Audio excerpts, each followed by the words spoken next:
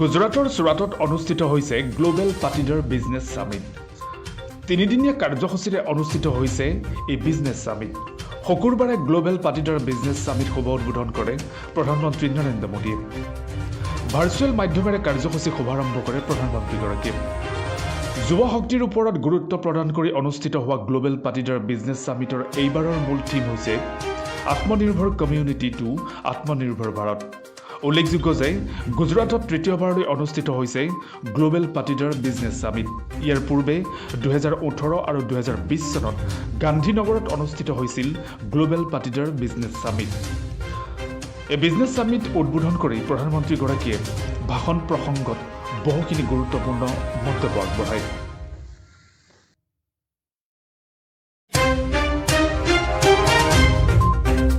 नमस्ते।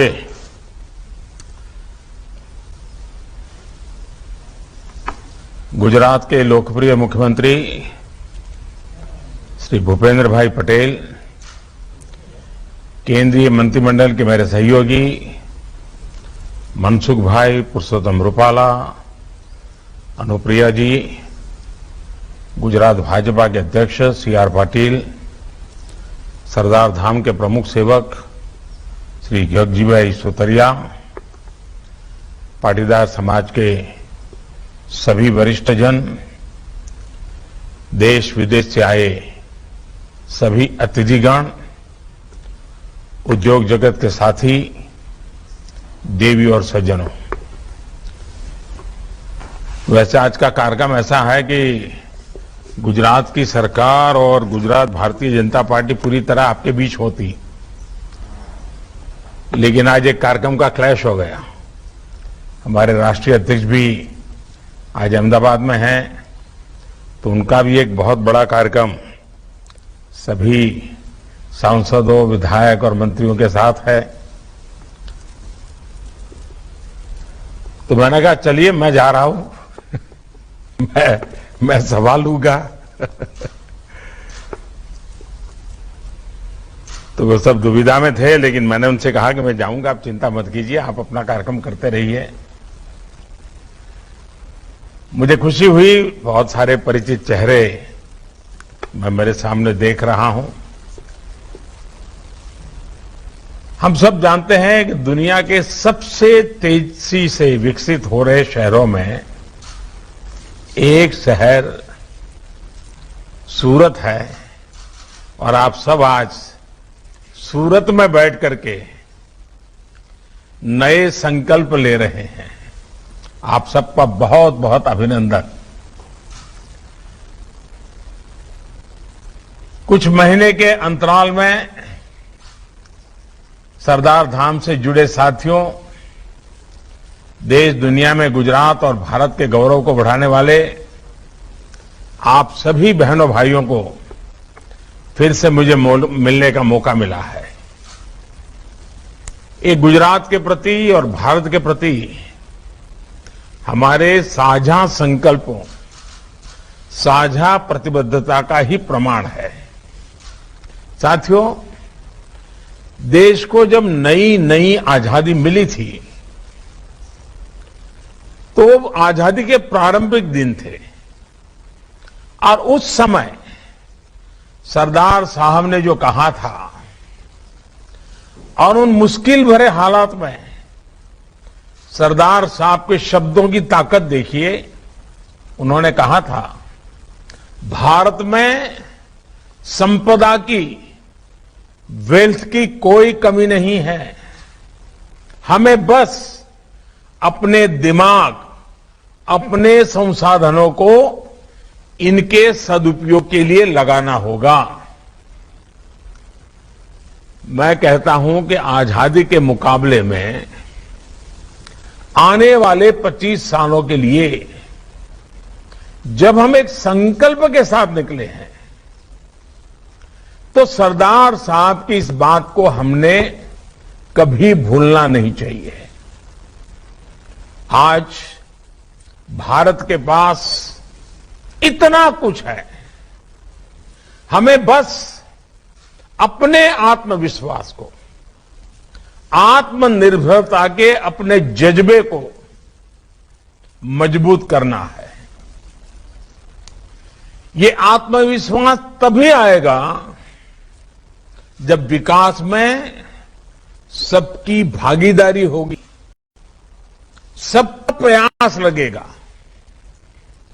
साथियों, बीते 8 सालों में देश में बिजनेस का, उद्यम का, क्रिएटिविटी का एक नया विश्वास जगाने का प्रयास किया जा रहा है।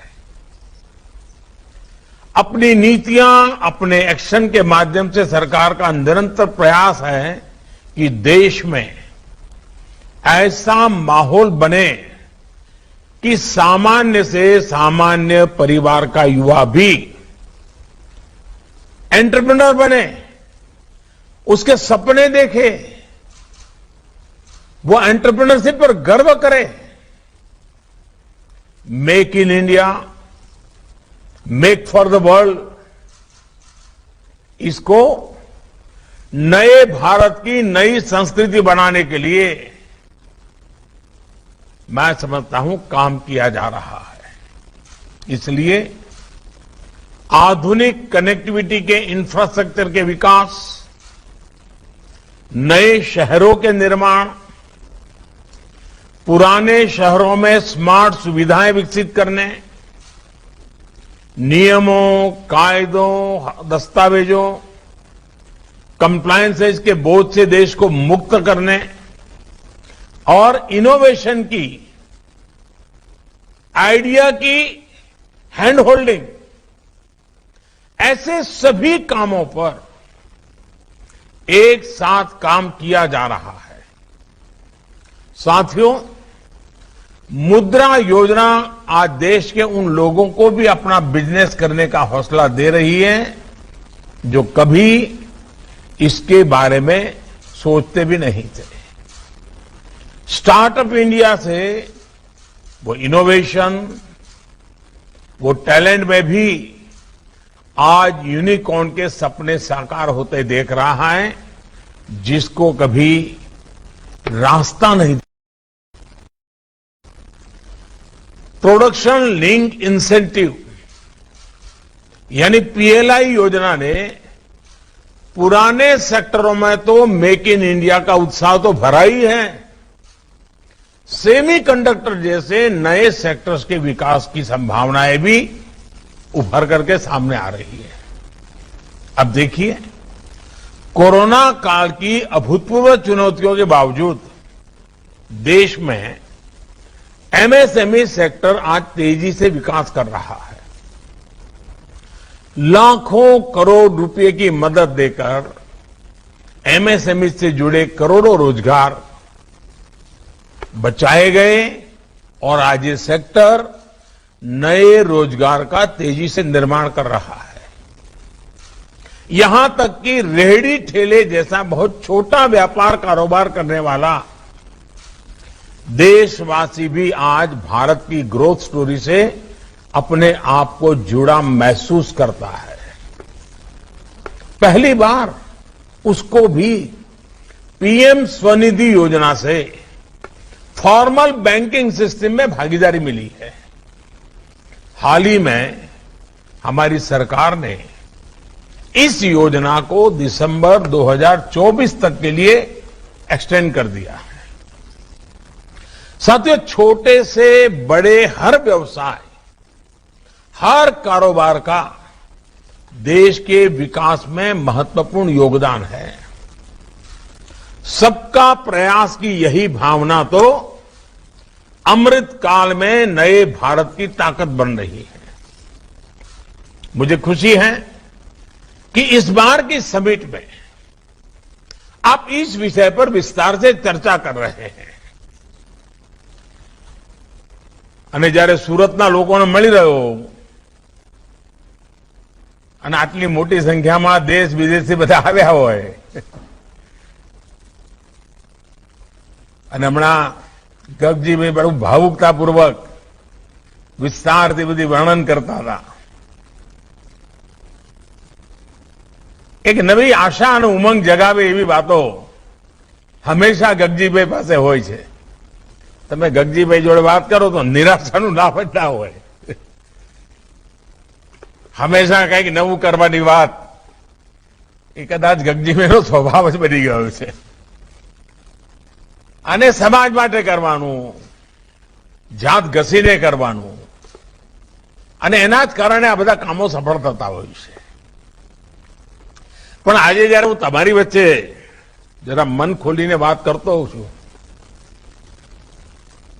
આપણે વિચાર કરવો પડે કે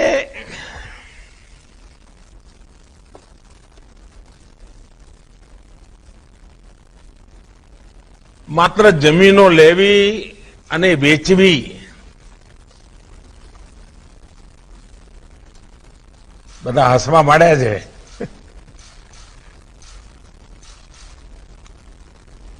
કોઈ એ કામ કરે મને વાંધો નથી, પણ એ જ કરવાનું છે. પછી મોટી મોટી યોજનાઓ અને મોટી મોટી સ્કીમો ને પછી આટલા ફ્લેટ બનાવીશું ને આટલા બંગલા બનાવીશું ને, ચલો એ પણ એક કામ છે. હીરાની દુનિયામાં તો આપણે હીરા બનાવી ગયા, પણ હું આજે કંઈક જુદા ક્ષેત્રોમાં તમને લઈ જવા માંગુ છું. અને મને ખાતરી છે કે ગગજીભાઈ મને બરાબર પકડશે. ભલે આપણે આ સમિટ દર 2 વર્ષે કરતા હોઈએ, પણ મારું એક સૂચન છે ગગજીભાઈ કે એક 10-15 ગ્રુપ બનાવો સમાજના, અને એમાં 25-30% વડીલો હોય જે અનુભવી છે, અને 40-50% તરવરિયા જુવાન હોય જેમની પાસે નવી દુનિયાની ખબર છે, અને એમને વિષયો વહેંચી દો અલગ અલગ કે ભાઈ બતાવો આ વિષયમાં આપણે ગુજરાતમાં આગળ વધવું હોય અથવા દેશમાં આગળ વધવું હોય તો દુનિયામાં શું છે, એના માટે રો મટીરિયલનું શું છે, માર્કેટનું શું છે, સરકારની નીતિઓમાં શું વાંકા પડે એવું છે, વાંધું પડે એવું શું છે, આનું બરાબર એક એક વિષય લઈને કામ કરે. અને સરકારને પણ આજે તમારું નાનું ગ્રુપ હોય એમ્પાવર ગ્રુપ, એ સરકારને નીતિઓ બનાવવા માટે થઈને ડોક્યુમેન્ટેશન કરાય, ચીજો આપે. એને કે સાહેબ આમાં આપણે આગળ વધવું હોય તો અત્યારની તમારી આ નીતિઓ અને કાયદામાં ઉણપ છે, એનો વિચાર થાય. પછી એક સરસ ડોક્યુમેન્ટ તૈયાર કરે બેન્કિંગ માટે કે ભાઈ બેન્કિંગ આ બધી બાબતમાં આગળ આવતી નથી. હવે મને ખબર છે અમારે ત્યાં દર અઠવાડિયે તમારા ડાયમંડ વાળા એક ફરિયાદ કરે છે, બેંકો વાળાએ અમને નામું નક્કી લાગ્યું છે, કંઈક કરો અમારું. તો નીતિઓમાં ક્યાં ભૂલ છે, કેમ પ્રાયોરિટીના પ્રશ્નો ઉભા થાય છે. એવી રીતે ફિનટેક આખો કારોબાર ફાઇનાન્સની દુનિયામાં ટેકનોલોજી, આવા અલગ અલગ વિષયો આપણે નક્કી કરીએ કે ભાઈ આ વખતે 10 વિષયો કરવા છે, અને 10 વિષયોમાં પછી એમાં બહારના એક્સપર્ટ પણ લઈએ, એકેડેમિશિયન્સ લઈએ, અને કોઈ પણ ચીજ ગ્લોબલ સ્ટાન્ડર્ડનો જ વિચાર કરવા, એનાથી નીચે વચવાનું નહીં. અને હું આપને વિશ્વાસ આપું છું કે તમારા આ ગ્રુપ આ પ્રકારના આખા ડોક્યુમેન્ટેશન કરીને જો મારો સમય માગશે તો હું વારાફરતી એમને સમય આપીશ, એમના પ્રેઝન્ટેશન જોઈશ, સરકારના લોકોને પણ બેસાડી સાથે બીજા વિભાગોના, અને આપણે સાથે મળીને નીતિઓ બદલવાની હોય. ઇવન યુનિવર્સિટીમાં કોર્સીસ બદલવાની જરૂર પડે. ઘણીવાર કેટલાક વિષય એવા હોય કે આપણને યુનિવર્સિટીમાં ભણાવવામાં ભાઈ આ હવે જમાનો જતો રહ્યો, હવે આ ભણાવવું પડે. સ્કિલ ડેવલપમેન્ટમાં બદલ કરવો હોય તો એમાં વિચાર કરાય. તો એક તો આના ઉપર આપની ટીમ કઈ કામ કરી શકે કે. બીજું એક મને લાગે છે કે ભારત સરકારે જે નેશનલ એજ્યુકેશન પોલિસી લાવી છે એનઈપી, હિન્દુસ્તાનમાં શિક્ષણ નીતિ આટલો બધો આવકાર પામે, એનું આટલું બધું ગૌરવ થાય, એ પોતે જ એક મોટી ઘટના છે. હિન્દુસ્તાનમાં ગમે તે રાજનૈતિક વિચારધારાના લોકો હોય, ગમે તે એકેડેમિક દુનિયાના લોકો હોય, બધાએ એને ગૌરવપૂર્વક સ્વીકાર કર્યો છે. તમારે ત્યાં પણ એક ટીમ બનાવો, કારણ કે મેં જોયું છે કે શિક્ષણમાં પણ આપણા સમાજના લોકો ઘણું કરી રહ્યા છે, પણ આ નેશનલ એજ્યુકેશન પોલિસીનો સ્ટડી કરીને આપણા સમાજના લોકો જે એકેડેમિકમાં રહ્યા છે અને ગુજરાતના બાકી લોકો પણ આપણા ગુજરાત અથવા આપણે જે દિશામાં જવા માંગીએ છીએ હિન્દુસ્તાનના કોઈ પણ ખૂણામાં, એમાં આપણે આ નેશનલ એજ્યુકેશન પોલિસીનો 100% લાભ લેવા માટે આપણે આપણી વ્યવસ્થાઓમાં નીતિ નિર્ધારણમાં શું બદલ કરી શકીએ, આ એક બીજું કામ. ત્રીજું મારે સાથીઓ આપને કહેવું છે, અહીં મારી સામે બધા જે લોકો છો ને 99% ખેડૂતના દીકરા છો. હવે તમે સુરતમાં કરોડો રૂપિયામાં રમતા હો, મને કઈ આનંદ થાય મારા માટે, પણ ભાઈ આપણી જળ જે છે ને એ તો આપણું ખેતર જ છે, ખેતી જ છે, આપણા વડવાઓનું જે તપ છે ને એ જ છે. હવે મને કહો કે આપણે આટલા બધા આગળ વધ્યા, આપણી ખેતી આગળ વધી, આપણા ખેતીના ક્ષેત્રમાં ઇન્વેસ્ટમેન્ટ આવે છે, લગભગ જમીન પર બિલ્ડર આવે ને મોટી ઇમારત બનાવી દે, કમાણી થાય એ વાત જુદી છે. સાચ અર્થમાં જ્યારે હવે નર્મદાનું પાણી ગુજરાતને ખૂણે ખૂણે પહોંચ્યું છે, ત્યારે હું ઈચ્છું કે ગુજરાતની ખેતી આધુનિક બનાવવા માટે એ પણ એક મોટો બિઝનેસ છે. તો માની ચાલો, દુનિયાનું પેટ ભરવાની તાકાત છે આપણામાં, પરંતુ આપણે આપણા સંસાધનોનો ઉપયોગ પૂરતો નથી કરતા. એકાદ બે ખેડૂતો પ્રગતિશીલ હોય, સારી રીતે કરતા હોય.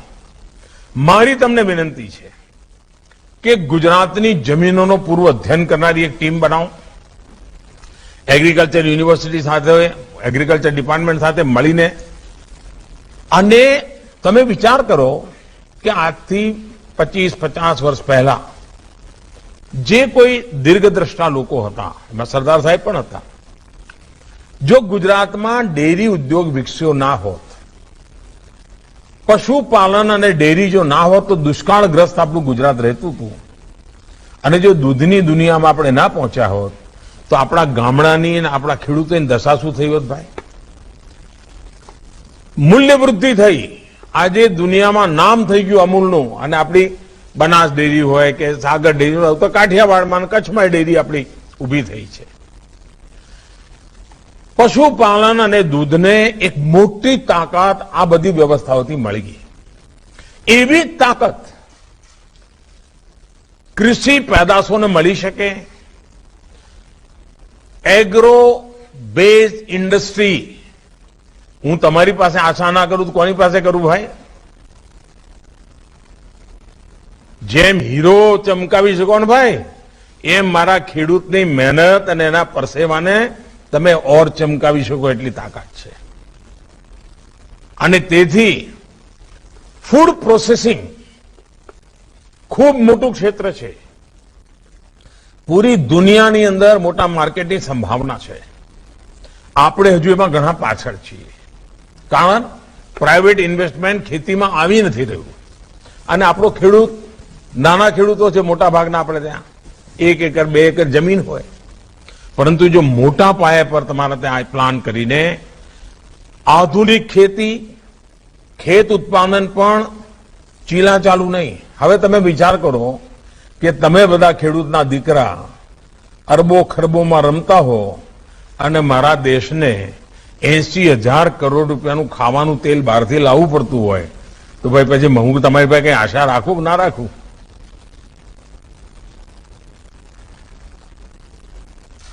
આપણે આ બદલાવ લાવી શકીએ કે ના લાવી શકીએ? આત્મનિર્ભરની વાત કરીએ તો ખાલી ડાયમંડમાં થોડું આત્મનિર્ભર થવાનું હોય ભાઈ. અને એટલા માટે ફૂડ પ્રોસેસિંગ ભારત સરકારની એફપીઓની યોજના બની છે. નાના નાના ખેત ઉત્પાદન વાળાના સંગઠનો, ખૂબ પૈસા ભારત સરકાર આપે છે. આપ વિચાર કરો કેટલું મોટું ક્ષેત્ર છે. એ જ રીતે તમને ખબર છે કે ઓર્ગેનિક ઉત્પાદ તમે પણ તમારામાંથી 90% બજારમાં ખરીદવા જતા હશો, તો 4 વાર જોતા હશો લેવલ ઓર્ગેનિક છે ભાઈ, કેરી ખાવા લેવા જાવ તો ઓર્ગેનિક જોવો તમે. હવે તો ઘરમાં આપણી બધી માતાઓ બહેનો પણ ઓર્ગેનિક લાયા છે એમ કહેતા હોય. જમવા બેસાડો તો કહે કે હા આજે શાકભાજી ઓર્ગેનિક છે અમારે તો ખાવ જરા એમ કે. હવે જો આ આકર્ષણ આપણા ઘરના ડાઇનિંગ ટેબલ સુધી પહોંચ્યું હોય તો આપણે હવે આપણા સદનસીબે ગુજરાતના ગવર્નર આચાર્ય દેવવ્રતજી સમર્પિત ભાવે પ્રાકૃતિક ખેતીનું અભિયાન ચલાવી રહ્યા છે. ગુજરાતના ખેડૂતોએ પ્રાકૃતિક ખેતીને ગળે લગાવી છે. આપણે એમાં વ્યાપારિક બુદ્ધિથી જોડાઈ શકીએ નેચરલ ફાર્મિંગમાં. એ જ રીતે જેમ દૂધમાંથી બધી જુદી જુદી પ્રોડક્ટ અને ડેરી ઉદ્યોગ વિકસ્યો એવી તાકાત ગોબરમાં છે. આપણે ગોબરધન મોટો પ્રોજેક્ટ ભારત સરકારે નક્કી કર્યો છે. તમે બધા ઉદ્યોગકારો તમે જે જિલ્લામાંથી આવો છો એ જિલ્લામાંથી જેમ ડેરીનું આખું મોડેલ છે એવું ગોબરધનનું મોડેલ બનાવી શકો અને એમાંથી ગેસ ઉત્પાદન થાય, ગેસનું ઇન્ડસ્ટ્રીમાં વેચાણ થાય અને એમાંથી પ્રાકૃતિક ખાતર તૈયાર થાય એ પણ લોકોને જાય. આપણે ત્યાં ઉમરેઠમાં એક પ્રોજેક્ટ છે, હમણાં મેં મારે ત્યાં કાશીમાં જ્યાં હું એમપી છું ત્યાં બનાવ્યો છે. આપણે ત્યાં બનાસ ડેરી એ સરસ બનાવ્યું છે. આ બધા ખેતી સાથે જોડાયેલા છે, એ આપણે કરી શકીએ. આપણી એક સપનું છે ગુજરાતમાં કે આપણો અન્નદાતા ઉર્જાદાતા બને. ખેતી, ખેતર અને ઉદ્યોગ. શા માટે આપણા ખેડૂતને ગાઈડ ના કરી શેડાની જમીન બે પડોશી જોડે ઝઘડા ના એટલે 2 મીટર જમીન આપણી બરબાદ થાય છે. ઓલો એ વાડ કરે ને આ એ વાડ કરે, 2 મીટર જમીન બરબાદ થાય છે. એના ઉપર ખાલી સોલાર પેનલ લગાવીને આપણા ખેડૂતોને અન્નદાતા ઉર્જાદાતા બી બની શકે, આપણું ગામડું સમૃદ્ધ થઈ શકે.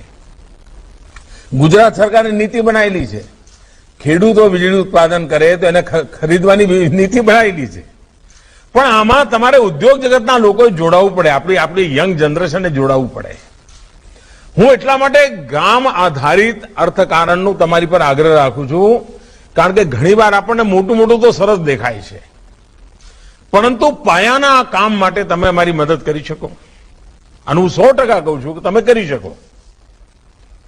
એ જ રીતે એક સેવાનું કામ. આ આઝાદીનો અમૃત મહોત્સવ છે. એક સપનું આપણે જોયું છે. પહેલાના જમાનામાં આપણને ખબર છે કે કોઈ મોટી ઘટના બની હોય, કોઈ મોટો વિજય થયો હોય તો ગામમાં વિજય સ્તંભ લગાવ્યો હોય, કોઈ ગામની અંદર બહુ મોટી ઘટના બની હોય તો ગામનો ગેટ બનાવ્યો હોય. આ તો આપણે ઇતિહાસમાં જોતા આવ્યા છીએ. આઝાદીના 75 વર્ષ થયા, એની યાદગીરીમાં આપણે શું કરી શકીએ જે આવનારી પેઢી યાદ રાખે? ભાઈ આ ભારતના આઝાદીના 75 વર્ષ થયા તો આ કામ આપણા ગામમાં થયું. અને એટલા માટે એક નાનકડી વાત મેં કરી છે કે દરેક જિલ્લામાં 75 મોટા તળાવ બનાવી શકીએ. અમૃત સરોવર નામ મેં આપ્યું છે. એક જિલ્લામાં 75. આપ વિચાર કરો, એ પાણી આપણે સફળ થયા જ્યારે ગુજરાતની અંદર હું હતો અને ચેક ડેમની વાત કરી. મેં સુરતના બધા લોકોને એ વખતે જોડ્યા હતા અને તમે બધા એમાં મને મદદ પણ કરી હતી. અને ગુજરાતમાં આપણે આખું ચેક ડેમનું માળખું બનાવ્યું અને આપણા પાણીના તળ ઉપર આવ્યા. પાણીના તળ ઉપર આવ્યા તો એની જમીનની પણ કિંમત ઉપર ગઈ. હવે આપણે આ એક જિલ્લામાં 75 તળાવ, અને તળાવ એટલે મામૂલી નહીં, પર્યટનનું કેન્દ્ર બની જાય, આકર્ષણનું કેન્દ્ર બની જાય. સાંજ પડે ગામના વડીલો ત્યાં જઈને બેસવાનું મન થાય એવા તળાવ. આઝાદીના અમૃત મહોત્સવ નિમિત્તે 75 તળાવ એક જિલ્લામાં, 5 જિલ્લા, 10 જિલ્લા, 15 જિલ્લા તમે દત્તક લઈ શકો. અને આ 15મી ઓગસ્ટ પહેલા કંઈક કરી બતાવી શકો. તમને થશે કે અમે તો અહીંયા કારખાના નાખવાની વાત કરતા હતા, મોદી સાહેબ તો પાછા જ્યાંથી આવ્યા હતા ત્યાં મોકલે છે. મૂળ એ જ તાકાતવાળું છે ભાઈ. આપણે આજે જે ફૂલા ફાલ્યા છીએ ને એનું કાળ પેલી જડો આપણી મજબૂત હતી. એ જડો સુકાઈ ન જાય એને મજબૂત કરવા માટે આપણે કંઈક વિચાર કરી શકીએ. અને આમાં પણ ટેકનોલોજી છે, આમાં પણ આધુનિકતા છે, આની અંદર પણ દુનિયાના બજારને કબજે કરવાની તાકાત છે. ક્વોલિટી ખેત પેદાશો અને ફૂડ પ્રોસેસિંગ ખૂબ મોટી શક્તિ ધરાવે છે. એવું જ હમણાં મેં ગુજરાતમાં આયુર્વેદનું એક મોટી સમિટ મેં કરી. દુનિયામાં ભારતના આયુર્વેદની માંગ વધી રહી છે. કોરોના પછી વધી છે. મેં જોયું છે કે કેટલાક જવાનિયાઓ આયુર્વેદના ક્ષેત્રમાં સરસ સ્ટાર્ટઅપ ઉભા કર્યા છે. આપણે આખા ક્ષેત્રની અંદર પહોંચીને દુનિયામાં હોલિસ્ટિક હેલ્થકેરની જે ચર્ચા ચાલી છે એની અંદર આપણે નેતૃત્વ લઈ શકીએ. એટલા બધા ક્ષેત્રો છે સાથીઓ કે સાચ અર્થમાં સુરત કે અમદાવાદ કે વડોદરા કે ભાવનગર જેવા મોટા શહેરોની બહાર જઈને પણ આપણે એક નવું આર્થિક સામ્રાજ્ય ઉભું કરી શકીએ. અને હું તમને બધાને બીજી વિનંતી કરું છું કે હવે જે કરવું છે નક્કી કરીએ કે મોટા શહેરોમાં નથી કરવું. મને યાદ છે જ્યારે મેં જ્યોતિગ્રામ યોજના લાવ્યો 24 કલાક વીજળી. હવે તમારે ત્યાં ઘણી વાર અમારી વિરુદ્ધમાં બધા ઝંડા લઈને કેટલા છોકરાઓ નીકળે છે. એમને ખબર નહીં હોય કે પહેલા અંધારામાં કેમ દિવસો કાઢતા હતા. અત્યારે મુર્દાબાદ મુર્દાબાદ કઈ નીકળી પડતા હોય તમારા જ છોકરાઓ. એમને કહો કેવા દિવસો આપણે કાઢ્યા હતા અને ક્યાંથી નીકળ્યા. મને યાદ છે કે જ્યારે જ્યોતિગ્રામ યોજના આવી 24 કલાક વીજળી મળવાનું શરૂ થયું તો સુરતની અંદર હીરાની ઘંટી અને 25 લોકો એક નાનકડી ખોરડીમાં રહેતા હતા. એમને તો હવે વીજળી મળે જ છે તો આપણે ભાવનગર જિલ્લામાં કે અમરેલી જિલ્લામાં જઈને ઘંટીઓ કેમ ના નાખીએ. અને મોટા ભાગના લોકોએ ગામડામાં જઈને ઘંટીઓ નાખી ઘરનું પણ કામ કરે, ખેતી કરે, ઘરના મા બાપને હાચવે અને ઘરમાં નવરો પડે લીરા કસે. આવક થઈ કે ના થઈ, ફાયદો થયો કે ના થયો. આ બદલાવ જે આવ્યો 24 કલાક વીજળી મળી અને ગુજરાતના ગામડામાં હીરાની ઘંટી લઈ ગયા. તમે જ બધા લઈ ગયા અને મારી સામે મારી આંખો સામે બધું તમે આ કરેલું છે. અને હું એના માટે તમારા જેટલા વખાણ કરતો હતો ઓછા હતા. એટલે આજે કહું છું કે હવે તમે નક્કી કરો કે ગુજરાતના જે મોટા 15-20 શહેરો છે ને એમાં નહીં, એના પછીનું જે શહેર છે એમાં કામ શરૂ કરવું છે. એક તો ઇન્વેસ્ટમેન્ટનો બચત થશે, જમીન સસ્તી મળશે, મકાન સસ્તા મળશે, માણસ સસ્તા મળશે અને ગુજરાત ફેલાશે, વિકાસનો દાયરો ફેલાશે. અને હવે સમય છે 25 કે 30 એવા નાના નાના શહેરો પકડીએ આપણે અને એને ધમધમતા કરીએ. આજથી 30 વર્ષ પહેલા સુરતમાં કોણ નામ દેતું હતું ભાઈ? આગળ જતું રહ્યું નહીં. આવી જ રીતે આ નાના નાના શહેરો મારે વિકસાવવા છે. એ શહેરોની બગલમાં જ નવા શહેરો બની શકશે.